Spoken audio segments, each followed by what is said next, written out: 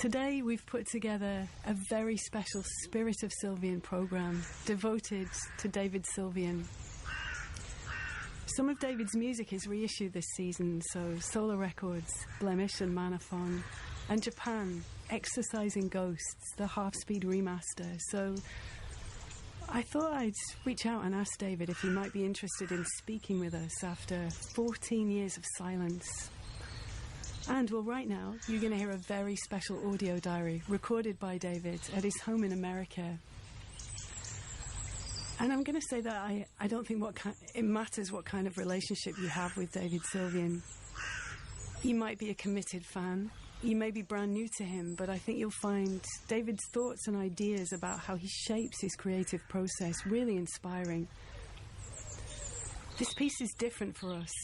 It's a long-form piece of narrative storytelling, self-authored by David Sylvian.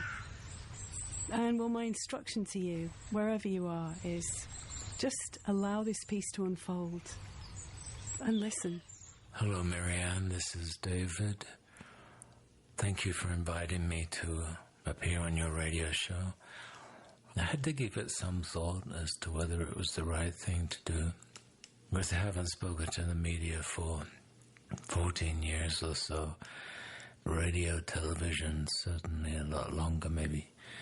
The last time was around 2005, so nothing personal, but I had to make sure it was the right thing for me to do at this juncture, and if you're hearing this, then you know that I've decided that it is. So I thought I'd start by talking about the origins of my record label, Samadhi Sound, which ran from 2003 for, I'm going to say, about 10 years.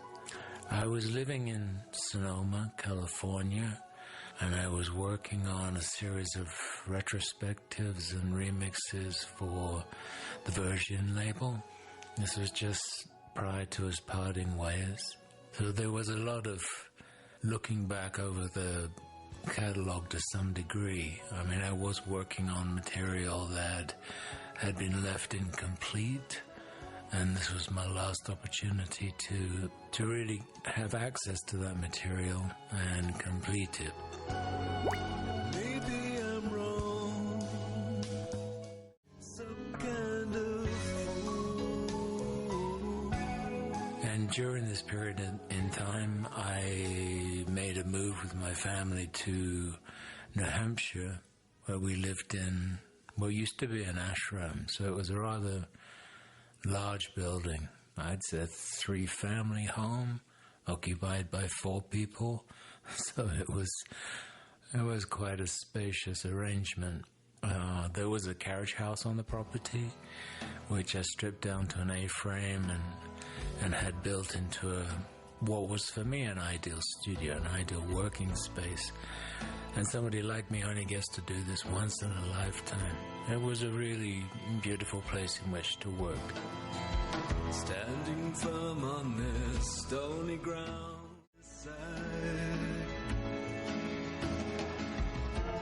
So as soon as I was done with this material that I promised Virgin Records before parting ways, I managed to complete the studio, and as I hadn't recorded new material in a considerable amount of time, I decided to just enter the studio with nothing in mind, no compositions. I just thought I'd focus on my relationship with the guitar and see how things evolved from there. So I improvised, let's say 4 or 5 minutes on guitar, then added a series of first takes to that first take. So it was a series of improvisations with no editing involved. And slowly the piece began to take shape. It was unconventional by songwriting standards, but it felt right to me at that moment in time. And at the end of the day, I sat down and wrote a set of lyrics, basically recorded the lead vocal there and then. Ask me, I'm late night shopping. The structure was very different. Working with an open-ended structure was exciting, interesting. The recording session was interrupted by a long-term tour, and so it was quite a while before I got back to the studio. And when I did, I gave myself 6 weeks to complete an album along the same lines. So my first day in the studio, I believe I recorded the title track for Blemish, which is something like a 15-minute piece of music. Same approach, improvised on guitar, and then continued to add a series of first takes on synthesizers, CD players, run through guitar pedals, this kind of thing. And then sat down and wrote a set of lyrics in the manner of Ginsbergian way of automatic writing, which stems from Buddhism, I guess. And I really enjoyed that process, and recorded that lead vocal as soon as the lyrics were completed. I fall. And within, I'd say 48 hours, something like that, the track was completed. There was the dichotomy, because I really felt like there was something new happening here. The structure was open-ended. It was unlike anything I'd personally heard before, so there was a little bit of a sense of elation there. I had done away with traditional structure, and that was a relief because, you know, having worked on this retrospective work for Virgin, I'd become tired of what I saw as the structures that I would fall back on quite readily and quite naturally. I loved a lot of those songs, but it was time to move on. I needed a breath of fresh air. I needed new motivation. One push, you're falling.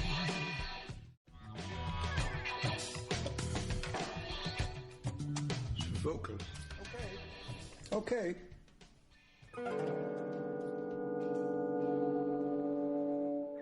So I recorded a series of pieces by myself, and decided that I needed a counterpoint to my own voice. And the first person that came to mind in that respect was the guitarist Derek Bailey. Now, I'd been familiar with Derek's work since the mid-'80s.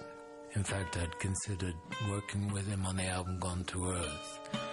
I wasn't sure if our two very divergent styles could be forged together in some way, and back in 1985, no, they certainly couldn't have been.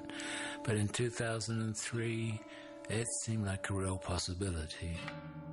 So I got in touch with Derek. You know, Derek's very forthright, he's very blunt, very humorous, and he asked if I was basically asking the right person to provide this material for me. And I said I was. I knew that I was, and because I wanted a challenge. You know he'll take you.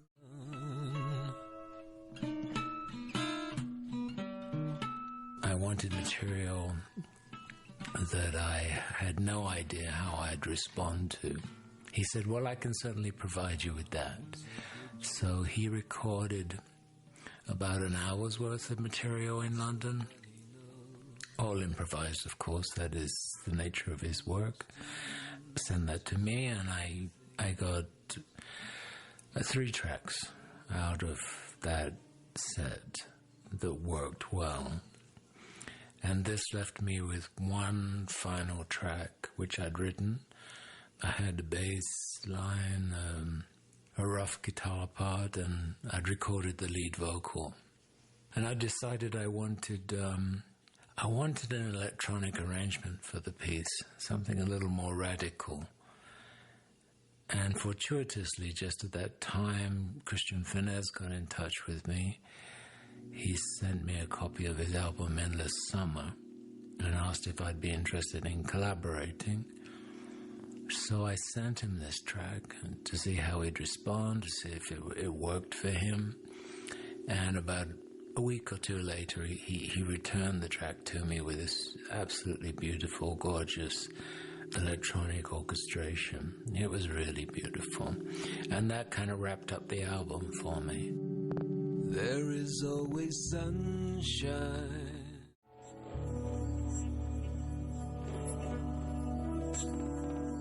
So this was a new beginning, in a sense. Blemish took off in a way that I don't think anybody had really foreseen happening. Although management liked the album, they didn't think they could shop it. They didn't think anybody would be interested in it. So we set up an online mail order situation. And very quickly there was a demand from distributors to take the album on. So in virtually no time we had a label proper, which was very pleasing to me because I think subconsciously leaving Virgin had given me the permission to really explore any territory I wished to. And I can continue on that way now that I had my own label. And simultaneously I could provide a platform for other artists that I admired. So, that's the way things began to pan out. I undertook a tour for Blemish because of the positive response to it. On that tour, I met up with Bernd Friedman, who attended a show in Germany, and he suggested that I come to Cologne at the end of my tour. I had just about enough time to get there, as there was a 3-day festival of improvised music, of which he was a part. I did go to Cologne. I remember I met Bernd again that night. He gave me a CDR of demos of some kind, allowing me to choose which tracks appealed to me. And I remember that first night I wrote the first of our collaborative works, which was a track called A History of Holes. I'm having my day. An ignorance hurt. And then I was invited to Tokyo to promote the Nine Horses album. I was invited to an island by the name of Naoshima, where a particular individual had invested in the island, producing a couple of museums and these so-called art houses, which were houses that he bought in a small fishing village. And he had invited international renowned artists to come and work in the houses and make them their own. So people would wander the streets of this small village and visit these rather wonderful art houses. And within, let's say, 30 minutes of my arrival on the island, I was invited to create an instrumental work that would accompany these walks through the village.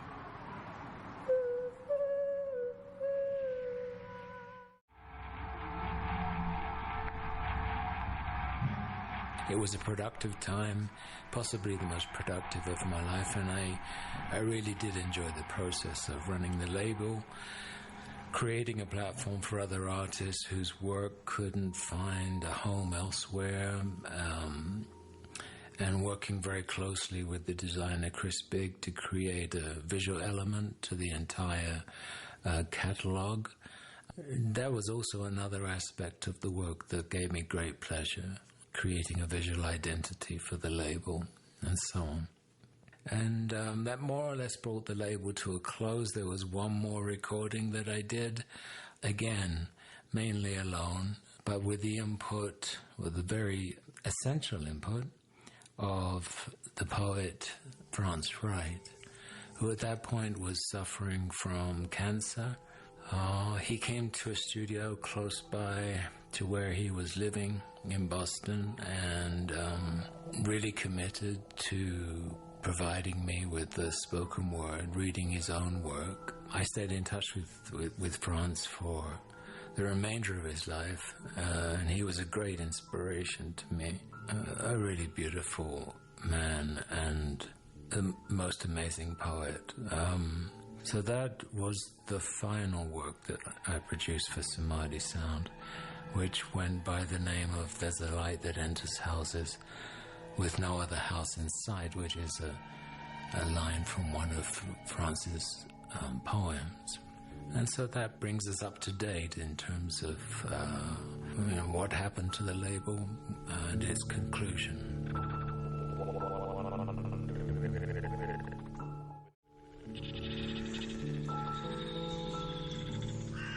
It's Marianne Hobbs. This is BBC Radio 6 Music, and you are listening to a very special audio diary recorded for us by David Sylvian.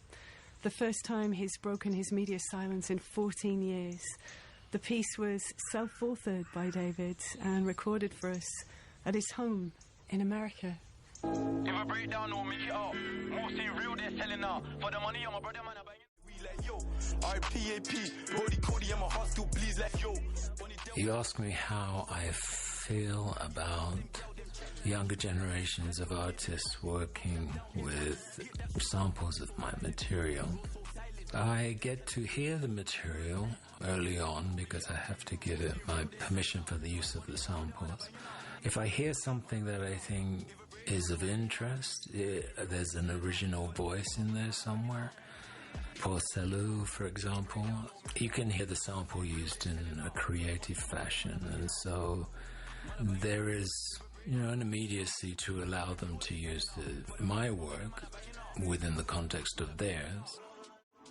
There's not necessarily respect involved when somebody takes a sample of your work and incorporates it into their own. It's more a matter of convenience, that they stumbled across something that they like. It sits well with their material. Everything seems to gel for them. And then they get in touch and ask for permission. It tends to be, as far as I can tell, more a matter of good fortune, that these elements come together and work. And I'm perfectly okay with that. You ask how I feel about the re-releases of my band's material, such as Exorcising Ghosts, which is about to be released. I can honestly say that I've not heard a note of that material since the band broke up. I guess I outgrew it by the time the band separated. I tend not to have the inclination to look back, whether it's on the band's work or my own. It feels detrimental in some way to do so, to have a forward momentum, rather than keep looking over your shoulder at what you have done, at your successes and your failures. Could I ever explain?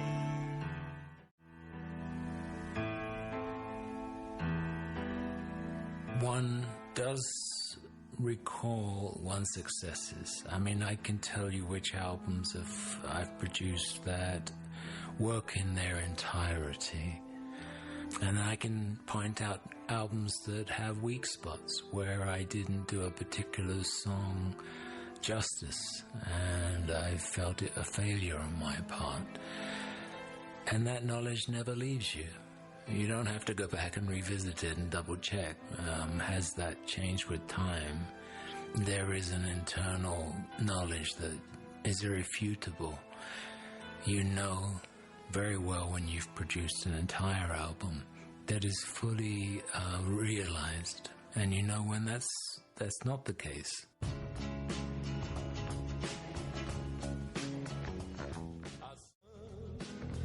It was reaching through the clouds. Scott Walker was asked a similar question about his past work. Did he listen to it? Of course he didn't. Was he ashamed of it? He wasn't. He had just moved on into an entirely different creative period of his life. And I feel I've done the same. A completely different path, obviously. But if I look back over the work that I produce, I don't feel any shame attached to the work. It's not that I'm avoiding it in any sense, and that there's any regret there. I tend to think the band was one of the best of that period in time. I'm fairly certain of that. I know we didn't receive the same amount of attention, certainly the similar amount of acclaim that other bands achieved, but I feel like we had a lot to offer, particularly in the last years of our existence. I have no doubt about that. And like I said, I feel no need to go and revisit it to confirm that for myself. Once I was young, once I was smart.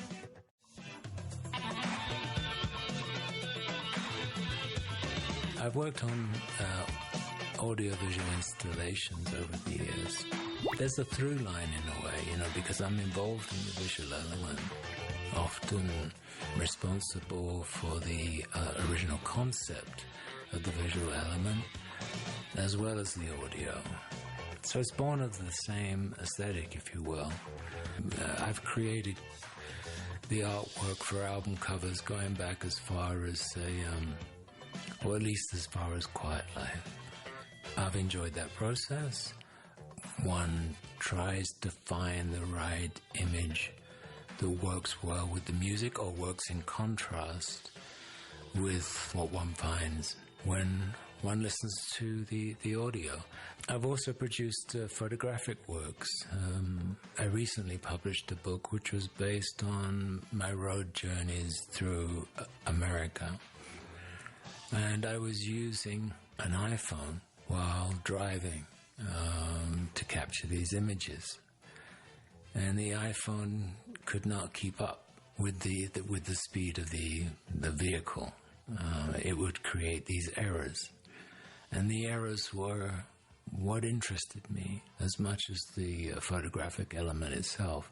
The car was moving so fast that if you caught sight of something you wanted to take a photograph of, you were never really sure if you captured it. You didn't have time to look at the photograph. It was difficult enough to grab the image itself. So by night I would take a look at what I'd shot during the day. I would work on the material, originally in color, then I'd flip it to black and white and work on it further. And I felt there was something there. I enjoyed the errors, and so, in a sense, this played back into my love of working with technology and music, where the technology malfunctions and something other is created than intended. So this is a form of innovation, if you like. That is a good bad town.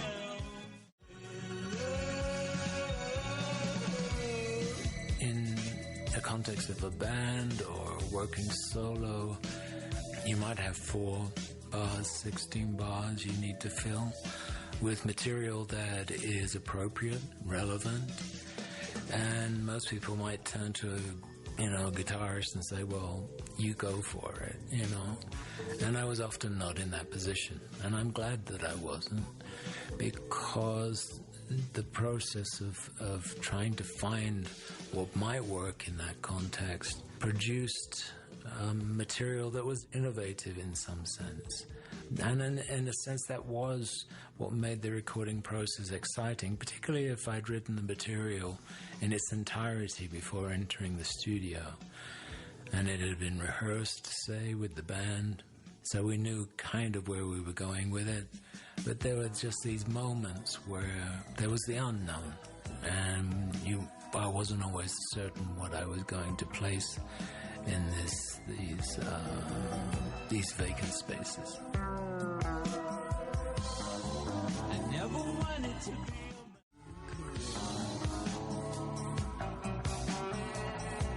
And that's where the pleasure of the recording process came into play. That process of discovery, of experimentation, even within the confines of a 3-minute pop song or whatever. In fact, pop music is frequently innovative in that respect. And I think that's why I continue to call myself a pop musician, regardless of where I go musically. Because many, if not all of the other genres of music are pretty well defined. Pop music is a broad church, and if you place your work in that context, you are broadening it more so. And I think this is a very positive thing. It allows you not to be pinned down quite so easily. And it allows for pop music to embrace so much more than the 3-minute song that you may see as sitting at the top of the iTunes charts or whatever. There's many different iterations of what pop music is or could be, what it might be. And so I've always felt very comfortable working within that field, no matter what I produce. And I was brought up on pop music, so again, to speak about aesthetic, that aesthetic is there, it's present. It's part of who I am, it's part of my musical DNA. And I would never want to deny that.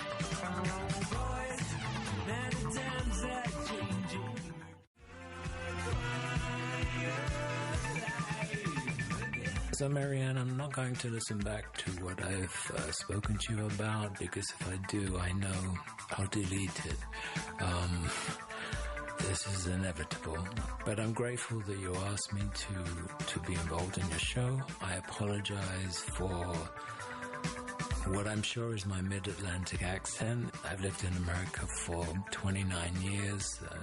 My children were born here. It's inevitable, but it would annoy the out of me if I had to listen to it. So that aside, I would just like to once again thank you for having me on your program. David Sylvian on BBC Radio 6 Music, his first dialogue with the media in 14 years.